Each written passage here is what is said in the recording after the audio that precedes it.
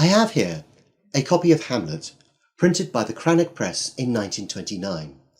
It's one of the most spectacular editions of the play ever published.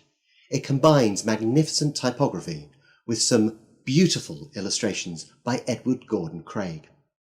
The Cranach Press was founded by Count Harry Graf Kessler with the intention to print the finest possible editions of the world's greatest literature in new and important German translations.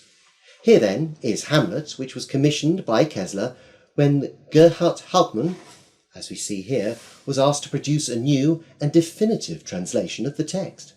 Hauptmann's desire for perfection led to a delay in the publication.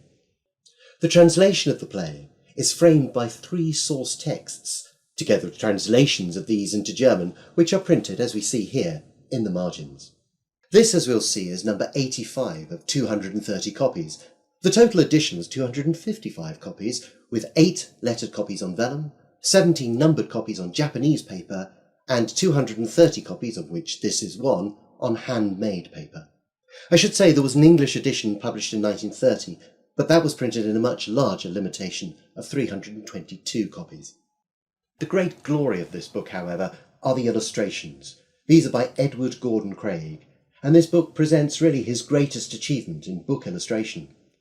The genesis is in Craig's 1908 designs, which he called his black figures.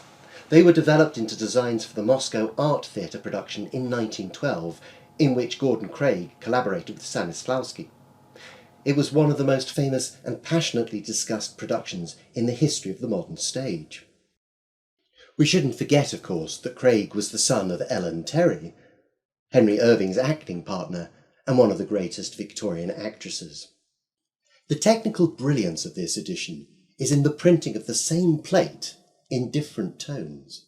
This was achieved through the laborious layering of precisely cut tissue and the use of different pressures during the printing process.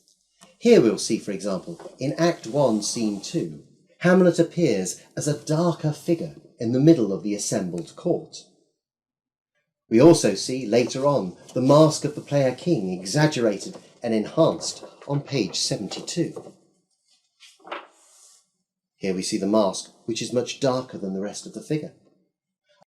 Here is another example with the mousetrap scene in the play and 2 figures in blacker form than the others. It's a very arresting and a very beautiful way of creating an illustration, which relies on the technical brilliance of the press, but also the eye of Edward Gordon Craig.